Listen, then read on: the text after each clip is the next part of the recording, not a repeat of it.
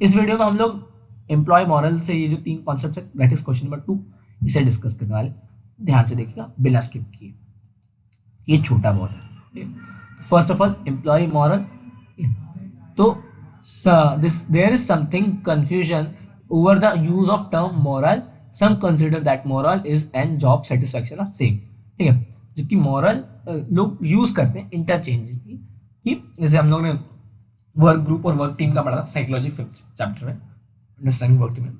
तो वैसे ही होता है, बहुत सारी ऐसी चीज़ें हैं जो कॉमर्स और साइकोलॉजी में जब आप डीप में जाओगे तो पता चलता है कि ये दोनों एक्चुअल में सेम वर्ड्स नहीं है इंग्लिश के हिसाब से, ठीक है। वैसे यहाँ पे दो वर्ड्स का बताया गया, दैट इज मॉरल और जॉब सेटिस्फैक्शन। जो लोग सोचते हैं कि दोनों सेम टू सेम, बट दोनों सेम नहीं है। Whereas other make a distinct between the two terms. Some consider moral as a group phenomenon and other consider it as an individual factor. मतलब कुछ लोग कहते हैं कि मोरल एक ग्रुप सेटिस्फैक्शन है, ठीक है, ग्रुप सेटिस्फैक्शन, या फिर एक इंडिविजुअल। कुछ कुछ लोग का अपना अपना नजरिया होता है। अलग अलग जो कॉमर्स के बड़े बड़े लोग हैं उन्होंने मॉरल्स को अपनी तरफ से डेफिनेशन दिया है, जैसे कि John Newstrom and Keith Davis ने कहा है कि it's is the general term use to describe overall group satisfaction.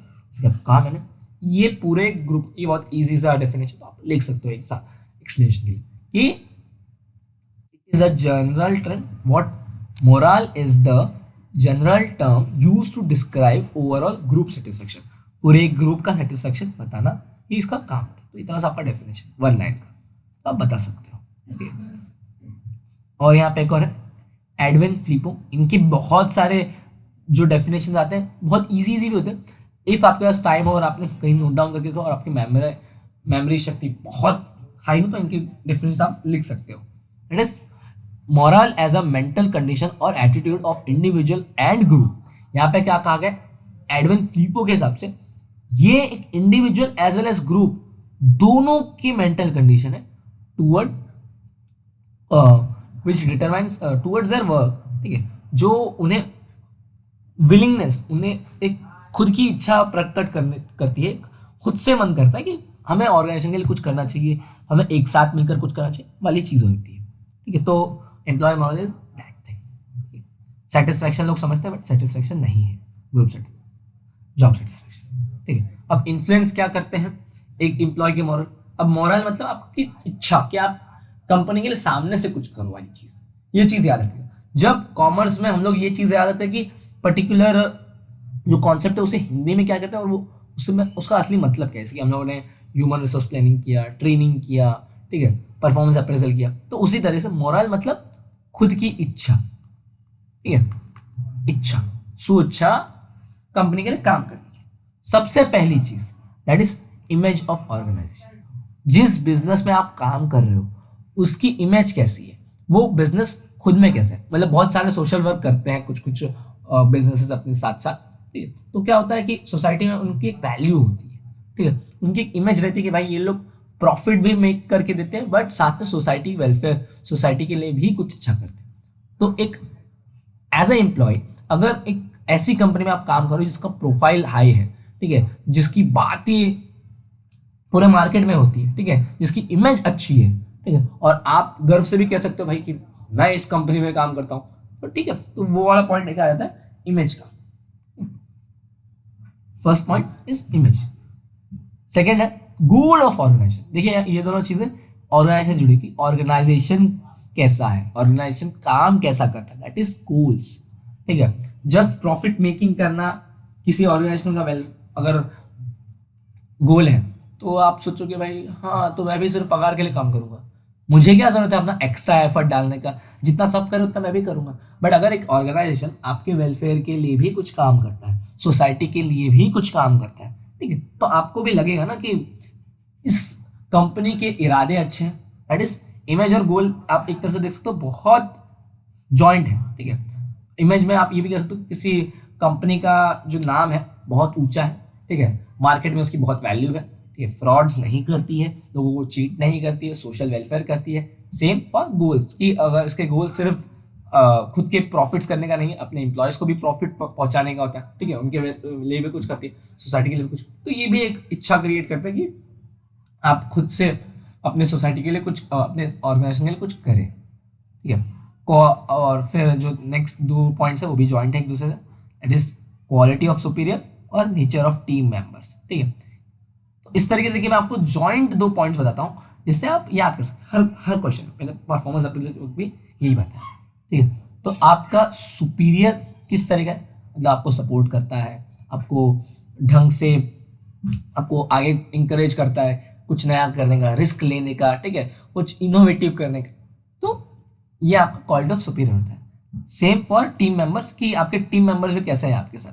अगर कैसा होता है कि ऑर्गेनाइजेशन की एक बात हो गई, ऑर्गेनाइजेशन का नाम है, ऑर्गेनाइजेशन काम भी अच्छा कर रहा है, बट अब बारी आती है मेरे साथ जो लोग हैं, ठीक है, कंपनी के बाद जो अपने को वर्कर्स हैं, जो अपने सुपीरियर्स हैं, ठीक है, कंपनी के बाद सुपीरियर्स, को वर्कर्स, ठीक है, वो कैसे हैं वाली चीज़ आ गई, ठीक है। तो ये को वर्कर्स आपके बॉस भी हो सकते हैं और आपके साथ काम करने वाले हो सकते हैं, मतलब को वर्कर का मतलब आपके साथ काम करने वाले लोग होते हैं, तो उन दोनों का पॉइंट्स आ गया, ठीक है। तो जो चीज़ आपके बॉस के पे अप्लाई होती है कि सपोर्टिव है, ठीक है, आपको इंकरेज करता है, ठीक है, और आपको रिवॉर्ड्स देता है आपके अच्छे काम के लिए, ठीक है, तो वो सब एक बॉस से रिलेटेड आ गए।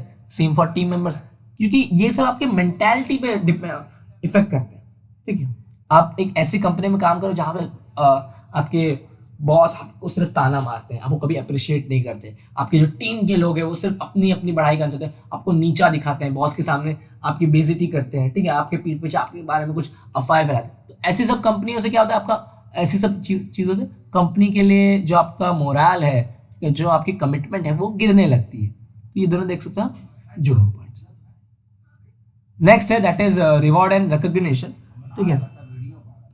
तो यही कि अब आपको पहचान रहे कि नहीं आपकी कंपनी वाले, आप अच्छा काम करके दे रहे हो, ठीक है, बट आपको कोई अप्रिसिएशन नहीं मिलता। ये क्वालिटी ऑफ सुपीरियर का जो पॉइंट है वो आप लिंक कर सकते हो, ठीक है, कि आपको कोई पहचान ही नहीं है, कोई प्रमोशन ही नहीं दे रहा, ठीक है, एक हायर अथॉरिटी, थोड़ी हायर आपको रिस्पॉन्सिबिलिटी मिले, पावर मिले, एक अच्छी पोजिशन मिले, तो ये सब आपके मोरल को और बूस्ट करता है, ठीक है।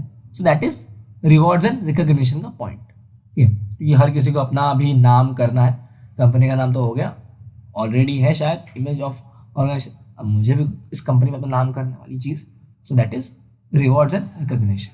एंड लास्ट ये जो 6 पॉइंट है, ये भी जो देख सकते हो कुछ कुछ बहुत कॉमन पॉइंट, जैसे कि working condition, wages and salaries. ये जो रिकॉग्निशन और रिवॉर्ड वाला पॉइंट है वो यहाँ भी आप मतलब ये याद करने की ट्रिक्स है जो मैं अपने हिसाब से बताता हूँ और जो मैं खुद प्रेफर करता हूँ, इसलिए मैं आपको ये सजेस्ट करता हूँ कि आप वेजेस एंड सैलरी का ही बता सकते हो कि प्रॉपर जितना आप अच्छे से काम कर रहे हो तो क्या वो आपके नीड्स फुलफिल करने, जितना आप एफर्ट्स डाल रहे हो उसको सही में पे ऑफ है क्या उसके लिए। So that is wages and salary वाला point. And for working condition क्या यहाँ पे बहुत ही लीनियर से और लीन से पॉइंट्स लिखे गए कि बराबर से लाइटनिंग है कि नहीं, ठीक है, गुड वेंटिलेशन मतलब सांस आने की जगह भी है कि नहीं, ठीक है, साफ सफाई है कि नहीं, हेल्थ एंड हाइजीन वाला पॉइंट यहाँ पे ऐड कर दिया। बैड वर्किंग कंडीशन में किसी को काम करना पसंद नहीं है। तो ये कुछ आप ऑलमोस्ट आपको 6-7 पॉइंट बताए और इतना आप लिखोगे तो बहुत रहेगा। तो ये है वो फैक्टर जो आपके मोरल को इन्फ्लुएंस करते हैं एज अ एम्प्लॉय। अब एम्प्लॉयज का मॉरल्स की एम्प्लॉय कितना डेडिकेटेड है, कितना काम कर रहा है अपनी कंपनी के लिए, कितना काम करना चाहता है, कितना एफर्ट डालना चाहता है, उस चीज़ को मेजर कैसे किया जाता है। फर्स्ट ऑफ ऑल सबसे सिंपल सा पॉइंट है दैट इज ऑब्जर्वेशन। जो मैनेजर्स है, ठीक है, परफॉर्मेंस अप्रेजल जो हम लोगों ने पॉइंट पढ़ा था वो भी एक तरह से आप यहाँ पे लिंक कर सकते हो। उसमें क्या होता है कि उसके स्ट्रेंथ और वीकनेस को देखा जाता है, ठीक है। सेम फॉर हियर कि यहाँ पे वो कितना कमिटेड है, कितना जुड़ना चाहता है अपनी कंपनी से, कितना कंपनी के लिए काम कर सकता है, दैट इज मोरल, ठीक है। तो first of all observe as a manager, you have to observe कि आपका एम्प्लॉय का मोरल कितना हाई है, कितना इफिशिएंट है वो अपने वर्क को लेकर, अपने वर्क प्लेस पर, वो वाली एक चीज़ आती है, ठीक है। सेकेंड है इनफॉर्मल मॉनिटरिंग, ठीक है, मतलब कि चुपके चुपके देखना। इनफॉर्मल मतलब कि बिजनेस पे कैसा होता है, ऐसा सब चीज़ें अलाउड नहीं होती किसी को देखना, ठीक है। किसी के काम को एज ए मैनेजर आप जज कर सकते हो, आप चेक कर सकते हो, बट यहाँ पे क्या होता है, इनफॉर्मल मॉनिटरिंग। यहाँ पे अगर आपको पढ़ो तो और अच्छे से बताऊँ, द मैनेजमेंट में informally engage to the employee to monitor morale. For instance, an informal chat by manager with an employee. यहाँ पे बातचीत हो रही। अब बातचीत ऐसा नॉर्मल, हाँ क्या चल रहा है, कंपनी में कोई कमी है क्या, भाई पैसे वैसे बराबर मिल रहे हैं कि नहीं, ये जो हम लोगों ने फैक्टर्स इन्फ्लुएंसिंग वाले पढ़े, तो ये सब चीज़ों के बारे में पता करता है वो शायद, ठीक है, कि सैलरीज बराबर से मिल रही है कि नहीं, ठीक है, कंपनी से कोई प्रॉब्लम है क्या, तुम्हारे टीम मेंबर्स उनको ज़्यादा तंग करते हैं, ये सब जो नॉर्मल क्वेश्चन पूछे जाते हैं, that is informal monitoring. Third आता है, बहुत ही अजीब सा पॉइंट है, दैट इज स्पाइंग, ठीक है। एम्प्लॉय पे चुपके चुपके नजर रखी जाती है, भाई ये कंपनी के बारे में रूमर्स तो नहीं फैला रहा, ये कंपनी के बारे में कितना अच्छा बोलता है दिन में, ठीक है, कितना प्राउडफुल बोलता है कि मैं इस कंपनी में काम करूँ, तो वो सब यहाँ पे स्पाइंग का पॉइंट आता है। यहाँ पे चुपके चुपके जासूसी की जाती है, ठीक है।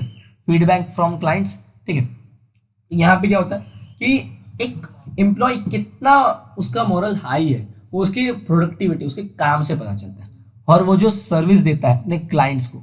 अब देखिए, कोई एक बहुत ही पगार के लिए सिर्फ काम कर रहा होगा तो बोलेगा भाई हाँ ये इतना इतना ऐसा ऐसा था भाई, ये लो हो गया मेरा काम, ठीक है, लेकिन वो ढंग से सर्व नहीं कर रहा है अपने क्लाइंट्स को, ठीक है, बॉस के साथ अपने ऑफिस का जो काम है, जो अपना प्रोडक्टिविटी, वो ढंग से दिखा नहीं रहे अपने क्लाइंट्स, तो क्लाइंट्स बता सकते हैं कि ये आता है सिर्फ 10 मिनट का काम है तो 10 मिनट ही खड़ा रहेगा और निकल जाएगा, भाई काम में उसका ध्यान नहीं है, उससे सिर्फ पगार से मतलब वाली चीज़। तो ये क्लाइंट्स के थ्रू भी थोड़ा पता किया जाता है, ठीक है। मोरल सर्वे लिया जाता है, ठीक है, कि कैसा है लोगों का मोरल। ये बहुत ही वाहियत सा पॉइंट है, बट आप स्किप कर सकते हो, तो फिर पढ़ के नॉर्मल से खुद से भी लिख सकते हैं, ठीक है।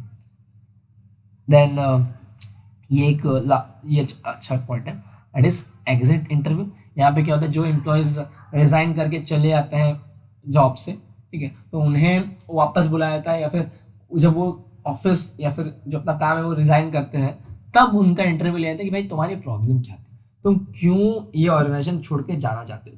तो इससे ही पता चलता है कि एम्प्लॉयज़ का जो करंट में अभी जो मेरे एम्प्लॉयज़ हैं उनका मोरल कैसा हो, वो कैसा सोचते होंगे, उन्हें क्या कमी लगती है, तो ये एग्जिट इंटरव्यू के थ्रू पता चलता है। तो ये कुछ 4-5 पॉइंट है, आप पढ़ सकते हो। बाकी सब आप अगर ये एक और पॉइंट आप बता दीजिएगा, it is relation between moral and productivity, जो कि हम लोगों ने फीडबैक फ्रॉम क्लाइंट वाला पॉइंट पढ़ा, ठीक है, कि एम्प्लॉय का मोरल कितना हाई है वो उसकी प्रोडक्टिविटी से भी पता चलता है। उस चीज़ को आप जब ऑब्जर्व करोगे तो आपको समझ आएगा कि वो कितना कमिटेड है, कितना ज़्यादा सर्व करना चाहता है, ठीक है। तो ये हमारा एम्प्लॉय मॉडल, और यहाँ और भी कुछ अच्छे अच्छे पॉइंट्स हैं जो आप खुद से ही पढ़ोगे तो ईजी लगेगा आपको। जैसे सजेशन बॉक्स है एंड देन मोरल कमेटी है। सजेशन बॉक्स में क्या है कि ये इस कंपनी में ये अच्छा नहीं है, इस कंपनी में ये अच्छा नहीं है, तो बहुत सारी अगर कमियां आ रही हैं, लोगों की तरफ से कंप्लेंट्स आ रही है, दैट मीन्स ऑब्वियसली कंपनी में कुछ तो गड़बड़ है, कुछ कमियां हैं, उसे सुधारने की जरूरत है। तो ये भी एक मोरल को बता सकता है, मोरल कमेटी, जो केवल यही दिखेगी कि एम्प्लॉयज़ का मोरल कितना हाई है, कितना कम है, वो कितना अच्छा काम करते हैं, ठीक है, कितना डेडिकेटेड, सब देखना मोरल कमेटी का काम। लास्ट है that is emotional question and spiritual question, ठीक है। आईक्यू का नाम आप सबने सुना होगा, इंटेलिजेंस क्वेश्चन, ये उसी तरीके की चीज़ है, ठीक है। तो यहाँ पे फिलहाल स्टार्ट में तो कुछ नहीं बताया, यहाँ पे थोड़ी हिस्ट्री बताइए कि it was propose and explain by Wayne Payne in 1985, ठीक है। In 1995 psychologist Daniel Goleman popularized this term in his book emotional intelligence, why EQ can matter more than IQ. तो ये उनकी एक बुक के हिसाब से बताया, बट यहाँ पे उतना कुछ मैटर, उतना कुछ ढंग से बताया नहीं है। ये है आपका मेन EQ का definition, that is EQ helps to control hatred, anger, vindictive action, excessive ego, ठीक है, इमोशनल आउटब्रेक्स। मतलब कि EQ का मतलब क्या है कि आपका कंट्रोल कितना है इन सभी इमोशंस पे, ठीक है। क्या क्या इमोशंस है, गुस्सा, जलन, ईगो, ठीक है, अहंकार, इन सब पे आपका कितना कंट्रोल है, ठीक है। और जो इंसान if as a corporate world की बात करें तो वहाँ पे इन सभी पे कंट्रोल करना ज़रूरी है, क्योंकि कोई भी काम प्रेशर से भरा होता है, हर सिचुएशन एक जैसी नहीं होती, तो वहाँ पे इन इमोशंस को अगर आप एक्सप्रेस कर दोगे तो एज अ एम्प्लॉय आपका जो प्रोडक्टिविटी, जो एफिशिएंसी वो गिरने लगता है, ठीक है, आपकी जो इमेज है वो बिगड़ती है, ठीक है, तो वो इमोशनल। देन हम लोग सीधे से आते हैं बेनिफिट्स, आप चाहे तो पढ़ लीजिएगा। हमारा मेन तो ये है कि इन चीज़ को इफेक्ट कर क्या क्या चीज़ें करें, तो अगर हम लोग पढ़ेंगे स्पिरिचुअल क्वेश्चन के बारे में बात करें तो ये क्या बताता है, is describe as a measure that took at a person spiritual यानी कि आत्मा की इंटेलिजेंस, ठीक है। सो इसमें ये क्या क्या कंसिस्ट करता है, ऑनेस्टी, वो इंसान कितना ऑनेस्ट है, इंटीग्रिटी, इथिकल वैल्यूज मतलब कि कितना सच्चा है, सही है, ठीक है, भली आत्मा है कह सकते हैं, उसे यहाँ पे ये रिप्रेजेंट होता है। And it's my favourite line that कि ये जो इमोशनल क्वोशंट और EQ ये सबको बहुत अच्छे से एक्सप्लेन करता है। दैट इज IQ मतलब व्हाट आई थिंक, मैं क्या सोचता हूँ, EQ मतलब क्या मैं महसूस करता हूँ, और SQ मतलब कि मैं हूँ कौन, ठीक है, वो मेरी अच्छाई सच्चाई मोह माया वाली चीज़, मार की चीज़ें जो भी है, ठीक है, तो व्हाट आई एम इस चीज़ को बताता है, ठीक है। सो हम लोग फटाफट से आते हैं इसके बेनिफिट्स, सॉरी इसके जो फैक्टर्स हैं इन्फ्लुएंस करते हैं उस पर, EQ और SQ दोनों के जो फैक्टर्स हैं, सेम फैक्टर्स हैं जो इन्फ्लुएंस करते हैं इमोशनल क्वेश्चन को और spiritual question, that is nature of individual, ठीक है। तो एक इंडिविजुअल खुद कैसा है, ठीक है, उस चीज़ पर डिपेंड करता है कि उसका इमोशनल क्वेश्चन, उसका अपने गुस्से, अपने लालच, ठीक है, अपनी नाराज़गी, अपनी नफरत पे कितना कंट्रोल है, ठीक है, वो कितना ऑनेस्ट है, ठीक है, वो कितना डेडिकेटेड है, ठीक है, इथिकली कितना स्ट्रांग है, वो इथिकली यानी कि जो उसके मॉरल्स या फिर कह सकते हैं मूल्य, वो कितना सही इंसान है वो समझ लीजिए बस, ठीक है। देन नेक्स्ट है, हम लोगों ने जो चीज़ें एम्प्लॉय मॉरल की पढ़ी, देखिए वो कुछ कुछ पॉइंट्स यहाँ पे भी रिपीट होंगे। It is nature and character of superiors, तो एक आपका जो लीडर है वो किस तरीके से आपसे बिहेव करता है, ये उस पर बहुत डिपेंड करता है। Transformational leader can enhance EQ and SQ of subordinates. Transformational leader आपने आई होप ये साइकोलॉजी में पढ़ा होगा, इफ नहीं पढ़ा तो वो पार्ट तो मैंने स्किप किया है, बट ये समझिए कि ट्रांसफॉर्मेशनल जो आप में एक ट्रांसफॉर्मेशन लाता है, एज एक ऐसा लीडर जो आप में एक बदलाव लाता है, ठीक है, सो वो आपके EQ और SQ को भी एनहेंस कर सकता है, बढ़ा सकता है, ठीक है। The transformational leaders can act as a role model to subordinates to enhance their EQ and SQ। मतलब ये जो चीज़ें हैं गुस्से में कंट्रोल करना, ठीक है, ऑनेस्ट रहना अपने काम को लेकर, ठीक है, अपना इथिकली एकदम अच्छा रहना, ये सब एक ट्रांसफॉर्मेशनल लीडर आपको समझा सकता है, सिखा सकता है, ठीक है। नेक्स्ट आता है that is training. Professional organization focus on individual development in the organization. They organize training and counseling programs for the growth and welfare of the employees। यहाँ पे एम्प्लॉय वेलफेयर की बात आ रही है।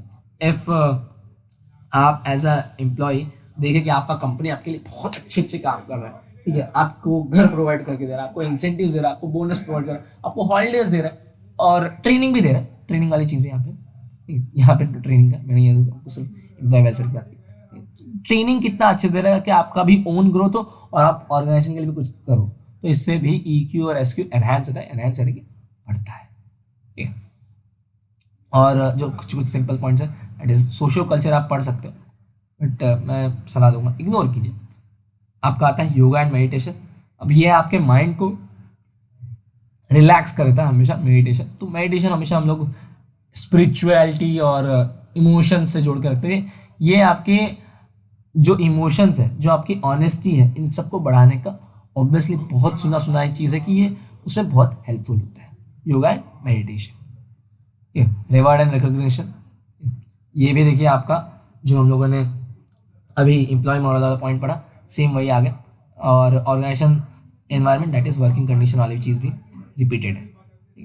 तो ये कुछ पॉइंट है जो आप लिख सकते हो। और ये एक लास्ट पॉइंट है विच वहाँ पे नहीं था, age and experience. Age and experience of individual employees influence EQ and SQ। SQ यानी कि स्पिरिचुअलिटी, मोह माया त्याग देना है, सब कुछ मोह माया वाली चीज़, ये सब एक एज के बाद बहुत सारा एक्सपीरियंस होने के बाद दुनियादारी का आ ही जाता है लोगों के अंदर। सो ये पॉइंट वही था।